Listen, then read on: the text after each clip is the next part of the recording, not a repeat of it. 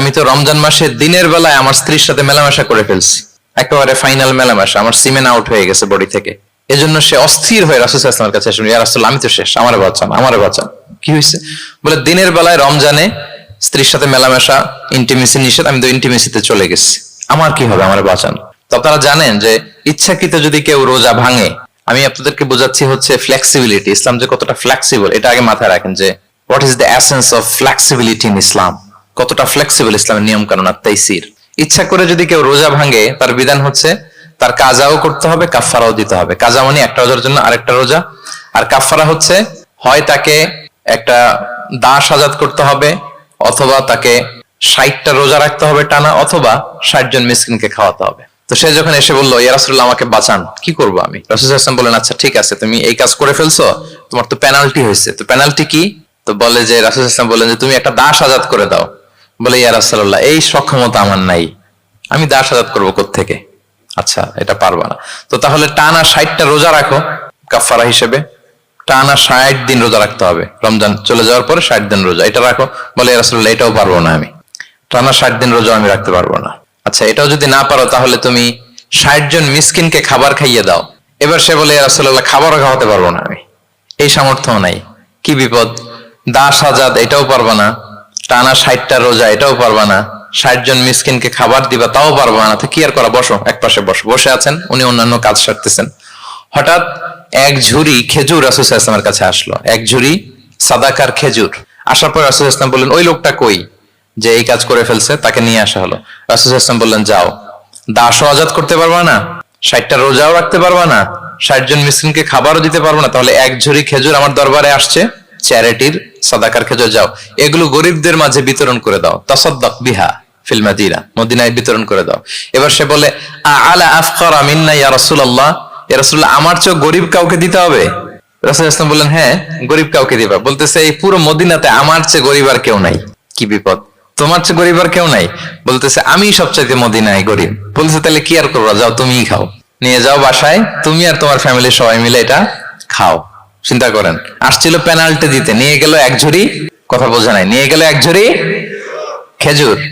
দেখেন, what is the flexibility of Islam, ইসলাম কতটা ফ্লেক্সিবল, মানুষের সুবিধা অসুবিধাকে ইসলাম কতটা গুরুত্ব দেয়।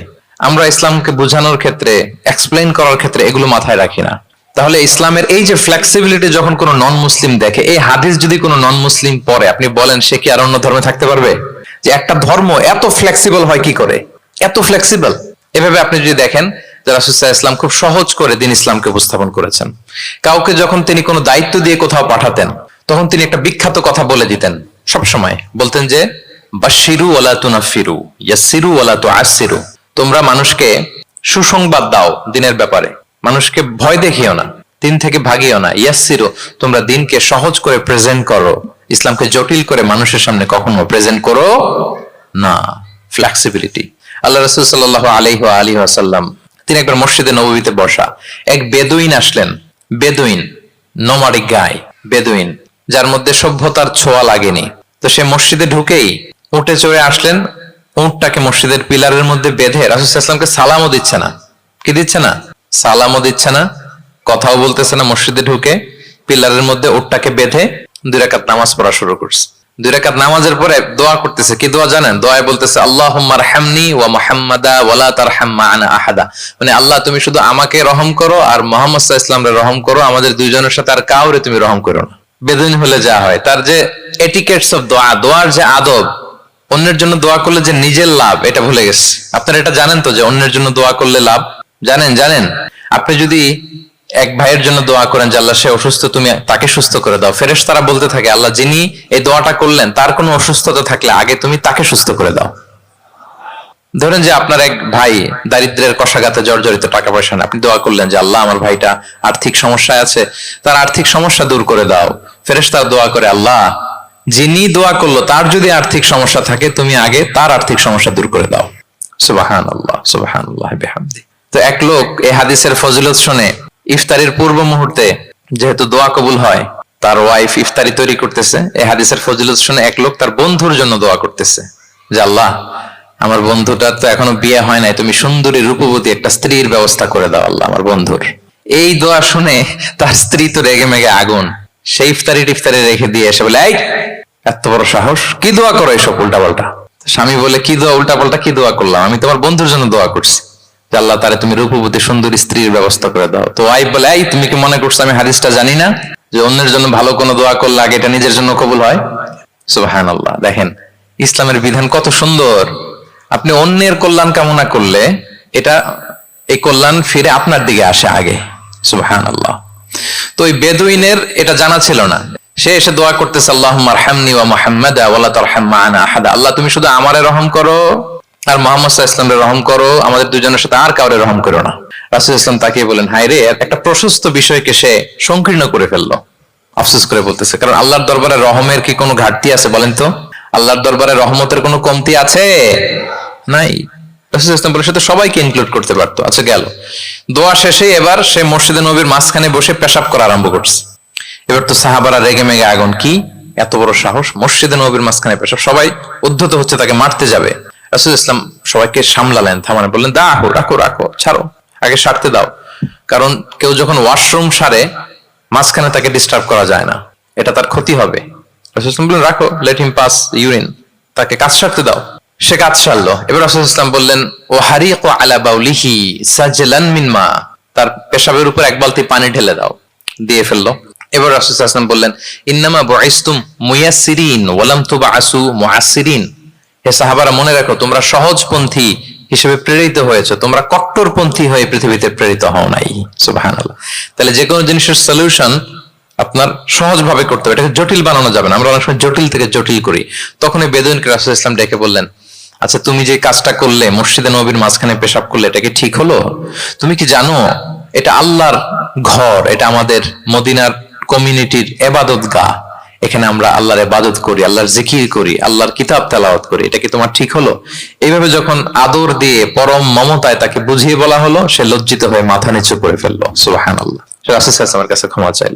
তাহলে প্রিয় সুধী, আপনি কোমলতা, ভালোবাসা দিয়ে যা জয় করতে পারবেন, কঠোরতা দিয়ে সেটা পারা যায় না, খেয়াল রাখবেন। ভালোবাসা দিয়ে যেভাবে আপনি মানুষের হৃদয় জয় করতে পারবেন, কঠোরতা দিয়ে পারবেন না। এজন্য ইসলাম ফ্লেক্সিবিলিটিতে বিশ্বাস করে।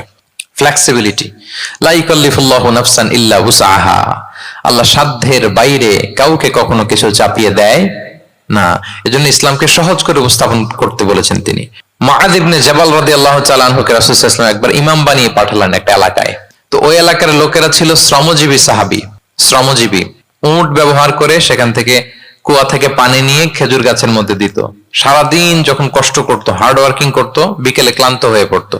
তো উনি মাগরিবের নামাজে সূরা বাকারা দিয়ে একবার তেলাওয়াত শুরু করলেন। সূরা বাকারা কোরআনের সবচাইতে ছোট সূরা নাকি সবচাইতে বড়?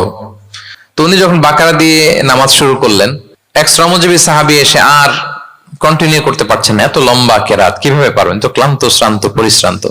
উনি রেগে নামাজ ছেড়ে দিয়ে একা একা নামাজ পড়ে রাসূল সাল্লাল্লাহু আলাইহি ওয়াসাল্লামের কাছে যে অভিযোগ করলেন, নালিশ করলেন। বললেন, ইয়া রাসূলুল্লাহ, দেখেন এমন একজনকে ইমাম করে আমাদের এলাকায় অ্যাসাইন করেছেন, উনি মাগরিবের নামাজে পড়তেছেন সূরা বাকারা, আর আমরা সবাই শ্রমজীবী, কৃষিজীবী মানুষ। রাসূল সাল্লাল্লাহু আলাইহি ওয়াসাল্লাম রেগে গেলেন। মুআয ইবনে জাবালকে ডেকে বললেন, মুআয আফাতানুন আনতা ইয়া মুআয, তুমি কি ফিতনা ছড়াচ্ছ সমাজে? তোমাকে পাঠিয়েছি কমিউনিটির ইউনিটি ধরে রাখার জন্য। আফাতানুন আনতা ইয়া মুআয, হে মুআয, তুমি কি সাব্বিহ ইসমা রাব্বিকাল আ'লা এই সূরা পারো না? ওয়াশ-শামসি ওয়া দুহাহা এই সূরাটা পারো না? ওয়াদ-দুহা ওয়াল-লাইলি ইযা সাজা এটা মুখস্থ নাই? এই ছোট ছোট সূরাগুলো থাকতে তুমি বাকারা দিয়ে পড়তে গেলা কেন? সুবহানাল্লাহ, সুবহানাল্লাহ, আল্লাহু আকবার। দেখেন ইসলাম কতটা ফ্লেক্সিবিলিটিতে বিশ্বাসী। সহজ করে ইসলাম সবকিছু উপস্থাপন করে। এজন্য নন মুসলিমরা যখন দেখে যে ইসলামের মধ্যে এরকম ফ্লেক্সিবিলিটি আছে, তারা ইসলামের প্রতি আকৃষ্ট হয়। আলহামদুলিল্লাহ। আচ্ছা বলেন তো, বিয়েতে মহরানা দেয়া কি? সবাই বলুন। একজন বলছে ফরজ। সবাই বলুন, বিয়েতে মহরানা দেয়া কি? ওয়া আতুন নিসা সাদাকাতিহিন্না নিহলা, সানন্দ চিত্তে স্বামীদেরকে আল্লাহ বলছেন, তোমরা তোমাদের মহরানা ডৌরি দিয়ে দাও, দিতেই হবে। অনেকে এটা দেয় না, ঠিক না, দিয়ে দিতে হবে। তো দেয়া ফরজ। মহরানা দেওয়ার মতো অর্থ এক সাহাবীর নাই। এক সাহাবী বলেন, ইয়া রাসূলুল্লাহ, বিয়ে করব, মহরানা আছে? নাই। তো না থাকলে কি বিয়ে করবা কি করে? এখন যাকে পছন্দ করছে ওই নারীকে জিজ্ঞেস করতেছে, তুমি কি কোরআন পারো? মেয়ে বলে, না, আমি তো কোরআন পারি না। তো যে সাহাবী বিয়ে করবেন ওনাকে বলেন তুমি কোরআন পারো? হ্যাঁ আমি তো অনেকগুলো সূরা পারি। তখন রাসূলুল্লাহ সাল্লাল্লাহু আলাইহি ওয়াসাল্লাম ওই মেয়েকে ডেকে বললো যে তুমি তো সূরা পারো না, তোমার হবু হাজবেন্ড অনেকগুলো কোরআনের সূরা পারে, তো তোমাকে তোমার স্বামী প্রতিদিন কিছু না কিছু সূরা মুখস্থ করাই দিবে, এটাই হয়ে যাবে তোমার বিয়ের মোহর। তাহলে বলেন তো সহজ না কঠিন? অজু করে নামাজ পড়া কি? সবাই বলুন ফরজ। কিন্তু ধরেন অজুর পানি নাই, তখন তায়াম্মুম করে পড়লেও কবুল করবে কে? আল কিয়াম ফিস সালাত, দাঁড়িয়ে নামাজ পড়া কি? ফরজ। দাঁড়াতে পারছেন না, বসে বসে পড়লে কবুল করবে কে? বসতেও পারেন না, শুয়ে পড়লেও কবুল করবে কে? তাহলে বলেন তো ইসলামের বিধান কি কঠিন না সহজ? ফ্লেক্সিবিলিটি আর তাইসির। ইসলামের এই ফিচারটার কারণে, এই বৈশিষ্ট্যের কারণে অমুসলিমরা ইসলামের প্রতি আকৃষ্ট হয়, যে ইসলামের বিধানগুলো এত ফ্লেক্সিবল। এটা হচ্ছে মূল বিধান, না হলে এটা, না হলে অপশন, না হলে এই অপশন, মানে সমাজের সাথে খাপ খাইয়ে নেয়ার মতো, সহজে মানুষ এটাকে এক্সিকিউট করার মতো সব বিধান আল্লাহ তাআলা রেখে দিয়েছেন। সুবহানাল্লাহ।